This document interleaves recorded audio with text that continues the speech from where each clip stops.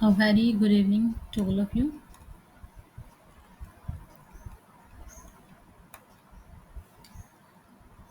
अ, आज की क्लास में हम डिस्कस करेंगे गवर्नेंस के बारे में। Governance is a much broader concept than government. It deals with the entire process of decision making and implementation, not just the functioning of formal institution. It includes the way various actors such as the state, the market, and civil society, which interact in shaping policies and outcomes. The main emphasis of governance is on values such as transparency, accountability, participation, and efficiency, which are essential for a democratic society. So, जो governance है वो government के beyond है, यानी जो हमारी सरकार है उसके भी बियॉन्ड ये हमारी गवर्नेंस जाती है। गवर्नेंस को शासन बोला जाता है। और जैसा कि अभी हमने देखा कि ये एक एंटायर मतलब एक प्रोसेस होती है डिसीजन मेकिंग की और इम्प्लीमेंटेशन की। ये सिर्फ फॉर्मल इंस्टीट्यूशन की फंक्शनिंग के लिए ही काम नहीं करती। ये एक वे प्रोवाइड करती है वेरियस एक्टर्स जैसे स्टेट, मार्केट एंड जो सिविल सोसाइटी हैं, उनके लिए जो इंटरैक्ट करती है वेरियस पॉलिसीज़ और आउटकम्स को शेप करने में। And our next slide is about meaning and definition of governance. The meaning of governance refers to the exercise of political, economic, and administrative authority in managing a nation's affairs at all levels. जो government है वो refer करती है एक formal structure और institution को, while जो governance है goes beyond to include informal arrangements, public private partnership and citizen engagement.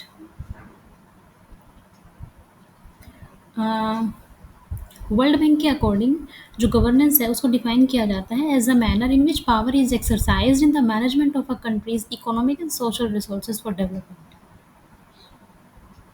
उसके बाद कुछ की एलिमेंट्स हैं गवर्नेंस के, जिसमें पार्टिसिपेशन है, rule of law, transparency, responsiveness और बाकी हम देखेंगे. पहले पार्टिसिपेशन, जिसमें डिसीजन मेकिंग के अंदर सिटीजन्स को इन्वॉल्व किया जाता है.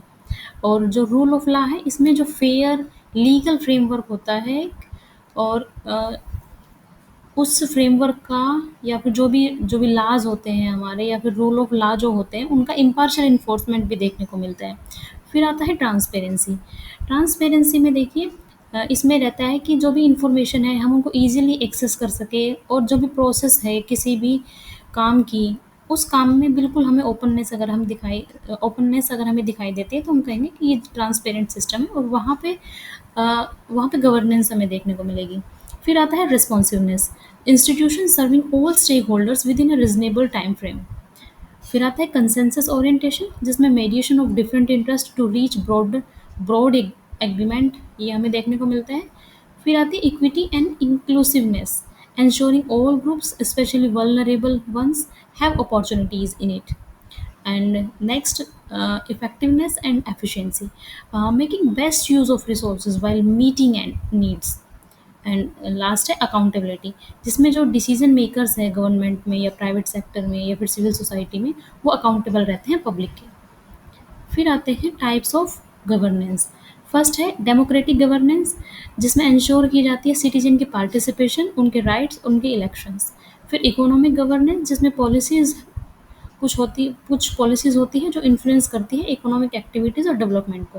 फिर आता है कॉर्पोरेट गवर्नेंस, जिसमें अकाउंटेबिलिटी होती है बिजनेस मैनेजमेंट में और कॉर्पोरेट स्ट्रक्चर्स में. देन ग्लोबल गवर्नेंस, जिसमें मैनेज किया जाता है ग्लोबल इश्यूज़ को थ्रू इंटरनेशनल ऑर्गेनाइजेशंस, जैसे यूएन है, वर्ल्ड ट्रेड ऑर्गेनाइजेशन है, या आईएमएफ है.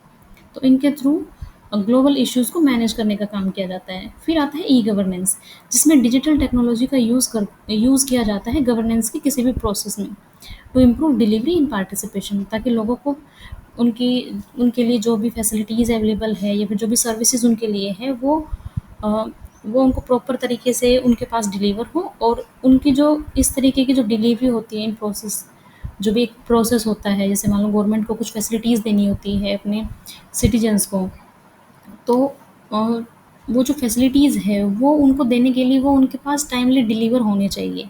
तो जो भी पहले क्या होता था कि डिलीवरी काफ़ी लेट होती थी सर्विसेज की, लेकिन आजकल क्या होता है कि डायरेक्ट उनके जो बैंक खाते हैं सभी स्कीम्स उनके साथ अटैच कर दी जाती है ताकि उनकी ऑन टाइम डिलीवरी को इंश्योर किया जा सके और उनके पार्टिसिपेशन को इंश्योर किया जा सके।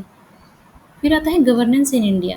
तो हमारा कॉन्स्टिट्यूशन एक फ्रेमवर्क प्रोवाइड करता है गवर्नेंस के लिए, प्रियम्बल, फंडामेंटल राइट्स और डीपीएसपी, इन सब के थ्रू। और जो मेजर इंस्टीट्यूशन है जैसे गवर्नेंस के, वो है पार्लियामेंट, जुडिशरी और ये हमारी एग्जीक्यूटिव और जो भी लोकल सेल्फ गवर्नमेंट है, ये सब। और फिर कुछ रिफॉर्म्स भी हमारे देश में किए गए हैं, such is the right to information act जिसको 2005 में इनेक्ट किया गया था, और जो इंस्टीट्यूशन है लोकपाल का, और जो इनिशिएटिव्स है डिजिटल इंडिया के अंदर, वो भी काफ़ी सिग्निफिकेंट स्टेप्स है बेटर गवर्नेंस को इंश्योर कराने के। फिर जो 73rd और जो 74th अमेंडमेंट है, ये इंट्रोड्यूस करते हैं डिसेंट्रलाइज्ड गवर्नेंस को through PRI and urban local bodies. PRI का मतलब पंचायती राज इंस्टीट्यूशंस। उसके बाद आता है good governance. The concept of good governance became popular in the 1990s, especially through the efforts of the World Bank and UNDP. जो good governance है वो emphasise करता है ट्रांसपेरेंसी, सिटीजन सेंट्रिक एडमिनिस्ट्रेशन, और साथ में zero tolerance for corruption and inclusiveness. उसके बाद जैसे जो आरटीआई एक्ट है, ये इसका एक बढ़िया एग्जांपल देखने को मिलता है। इन्होंने एम्पावर किया है सिटीजन्स को ताकि वो अ, ताकि वो होल्ड कर सके गवर्नमेंट के अकाउंटेबल को। Sorry, the RTI act has empowered citizens to hold the government accountable and demand transparency in decision making. फिर नेक्स्ट स्लाइड आती है चैलेंजेस चैलेंजेस इन गवर्नेंस। तो जो करप्शन है या फिर जो भाई भतीजावाद है, यानी कि जो नेपोटिज्म है, ये अंडरमाइन करते हैं गवर्नेंस में ट्रस्ट करने में। कुछ सोशल इनइक्वालिटीज़ है जो कास्ट, क्लास और जेंडर के ऊपर बेस्ड है, ये रेस्ट्रिक्ट करती है इंक्लूसिव पार्टिसिपेशन को। उसके बाद जैसे कुछ ब्यूरोक्रेटिक डिलेज है, जैसे रेड टेपिज्म है, ये अफेक्ट करता है एफिशिएंसी को। फिर वीक अकाउंटेबिलिटी मैकेनिज़्म है, वो हमेशा पुअर सर्विस डिलीवरी को लीड करता है। पॉलिटिकल इंटरफियरेंस जो होता है एडमिनिस्ट्रेशन में, वो रिड्यूस करता है इंडिपेंडेंस ऑफ इंस्टीट्यूशंस। और जो डिजिटल डिवाइड है, ये लिमिट करता है equal access to benefits of e governance. उसके बाद आता है रोल ऑफ टेक्नोलॉजी।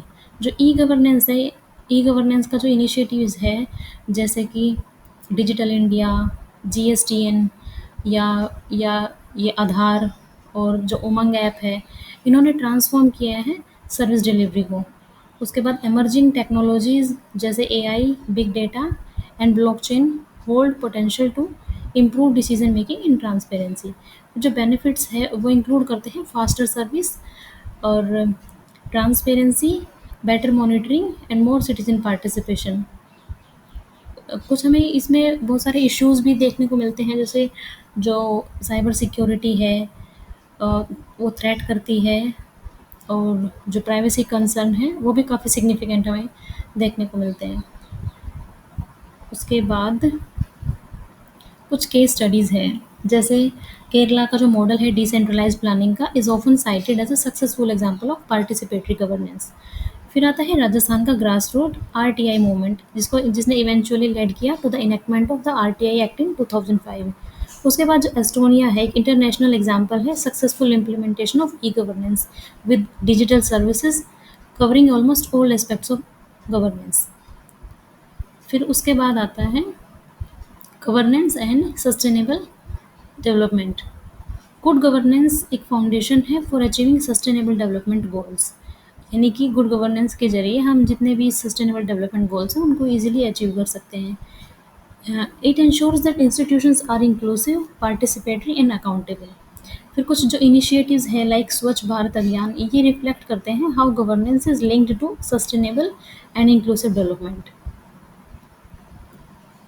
फिर उसके बाद है वे फॉरवर्ड, यानी कि strengthening institutions of accountability such as Lokpal and vigilance commission, promoting citizen awareness and capacity building to make governance participatory। उसके बाद आता है इंक्लूसिव टेक्नोलॉजी एडॉप्शन, यानी कि अगर हम अडॉप्ट करेंगे टेक्नोलॉजी को while ensuring inclusiveness to bridge the digital divide. फिर we will encourage ethical leadership and integrity in public life. तो ऐसा किया जा सकता है। The next slide is about conclusion. Governance is not just about ruling, but also about serving citizens and building trust. It ensures that democracy truly works for the people and that resources are used efficiently and equitably. Good governance ensures development with justice, equality, and accountability. फिर कुछ questions हैं जिनके answers आप comment box में देंगे। जैसे first question है कि how governance is different from government, and the second question is what are the major challenges of governance in India, and how can e governance strengthen democracy. जो अभी हमने सारे के सारे क्वेश्चन जो तीन क्वेश्चन है मेन, इन तीनों का जो आंसर है आपको ऊपर की स्लाइड में मिल जाएगा। सो आप इनका आंसर बताइए।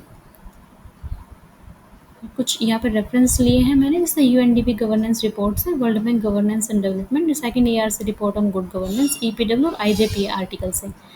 So thank you for watching. Please like and share, like share and subscribe.